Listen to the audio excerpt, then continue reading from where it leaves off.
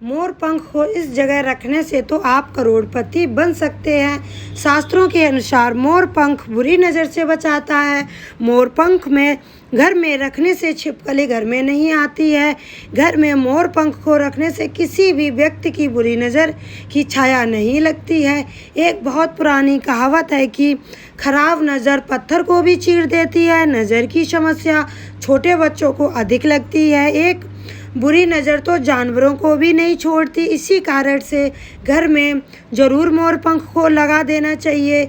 मोर पंख रखने से घर में धन बढ़ता है। धन की देवी लक्ष्मी को खुश करने के लिए अपने तिजोरी के अंदर मोर पंख रखें तो बहुत ही ज़्यादा फ़ायदा मिलता है।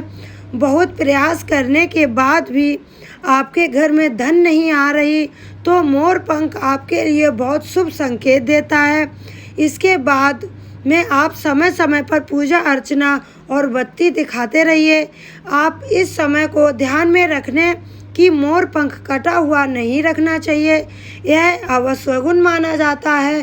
शास्त्रों के में तो बताया गया है कि मोर पंख का संबंध श्री कृष्ण से माना गया है। श्री कृष्ण की पूजा में मोर पंख रखने पर वे जल्दी प्रसन्न होते थे।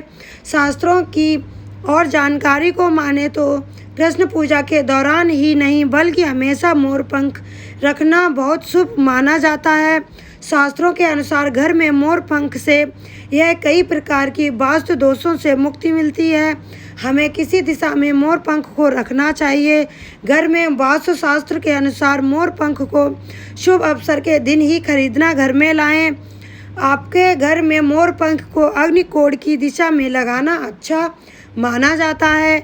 आपके जीवन में लगातार आर्थिक तंगी, चिंता, दुख से परेशान है तो आप घर में दक्षिणी पूर्वी दिशा के कोने पर मोर पंख को लगना शुभ माना जाता है। घर में हमेशा धन की बरकत होती है। विद्वानों के द्वारा बताए गए वास्तुशास्त्र के अनुसार आप यदि 7 मोर पंख को घर में एक साथ बांध दें और रोज़ पूजा अर्चना करें तो घर की सभी नकारात्मक ऊर्जा से हमेशा के लिए मुक्त मिल जाती है। विद्वानों के द्वारा मोर पंख में सभी तरह के देवी देवताओं और नवग्रह की दिशा बनी रहती है। इसलिए इसे घर में मोर पंख रखने से घर के लोगों की आर्थिक समृद्धि में वृद्धि होती है और घर में किसी भी प्रकार का संकट नहीं आता है। घर में हमेशा शांति बनी रहती है। मोर पंख का राष्ट्रीय पक्षी है। मोर के शिकार बहुत सालों के प्रयासों के बाद सरकार ने इस पर प्रतिबंध लगा दिया है। मोर को देखते ही मन में एक अलग सी खूबसूरती का पता चलता है। मोर पंख को भगवान श्री कृष्ण ने अपने मुकुट में धारण किया हुआ है। बिना मोर पंख के भगवान श्री कृष्ण का स्वरूप अधूरा सा लगेगा। शिव जी के पुत्र कार्तिकेय का वाहन भी मोर ही है। इसी तरह से अन्य देवता भी मोर पंख का अपने श्रृंगार में प्रयोग करते हैं।